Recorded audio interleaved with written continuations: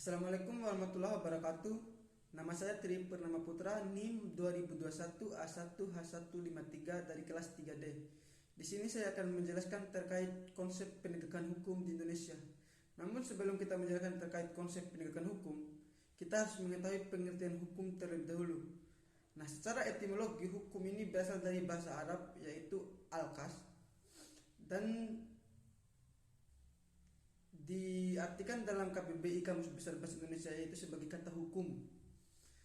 Sedangkan penegakan hukum itu sendiri ialah usaha atau upaya penegakan nilai-nilai atau norma hukum yang sesuai dengan nilai justice atau nilai keadilan. Nah, bisa kita lihat di Indonesia sekarang bagaimana penegakan hukum di Indonesia dari tahun ke tahun. Ada kasus pelanggaran HAM dan lain sebagainya. Sedangkan hukum itu, dia fungsinya hukum itu dia mengatur kehidupan masyarakat agar tidak terjadi kekacauan dalam kehidupan bermasyarakat. Sedangkan kalau kita berpatokan pada yang biasa disebut oleh teman-teman hukum yaitu equity before the law, yaitu semua sama di mata hukum. Artinya hukum itu dia tidak memandang sosial seseorang, baik itu miskin, kaya, miskin ataupun kaya. Dia akan menghukum ketika seseorang melakukan kesalahan, karena equity before the law, semua itu sama di mata hukum. Tidak ada kaya, tidak ada si miskin, tidak ada si kaya. Sedangkan kalau kita melihat simbol hukum, mungkin teman-teman sudah pernah melihat simbol hukum. Dalam simbol hukum itu ada seorang perempuan yang ditutup matanya, dan perempuan itu di sebelah tangannya ada yang memegang timbangan dan di sebelah tangannya lagi ada memegang pedang. Nah, fungsi mata yang ditutup itu bisa kita artikan bahwa hukum itu dia tidak memandang sosial seseorang.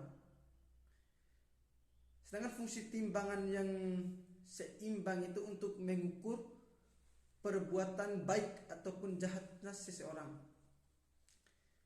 Ada 3 unsur yang harus kita ketahui dalam konsep penegakan hukum, yaitu kepastian hukum, kemanfaatan hukum, dan keadilan. Nah, itulah 3 konsep yang harus kita perhatikan kalau mau menegakkan hukum. Namun bisa kita lihat realitanya sekarang yang terjadi di Indonesia. Hukum di Indonesia sekarang itu sudah tidak ada sebagian, memang ada sebagian yang menerangkan nilai justice, tapi sebagian besar hukum di Indonesia itu sudah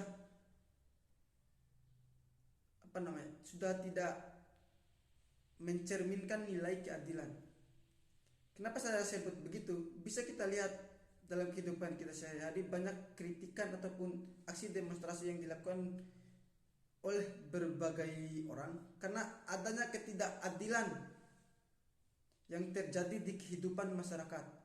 Makanya terjadi aksi demonstrasi dan lain sebagainya. Nah, yang salah di situ siapa? Sebenarnya yang salah di situ itu bukan hukumnya, tapi yang salah itu orang yang mengendalikan hukum. Banyak orang yang mengendalikan hukum hari ini menggunakan hukum itu ada istilah nepotisme. Nepotisme itu adalah sistem kekeluargaannya. Ketika keluarga si pemegang kendali hukum itu melakukan kesalahan, ini karena keluarga saya, dia tidak akan dihukum. Nah, itulah yang dinamakan nepotisme. Nah, mungkin ada dari teman-teman yang mengatakan, bagaimana cara menerangkan hukum dengan seadil-adilnya? Mungkin ada pertanyaan-pertanyaan seperti itu.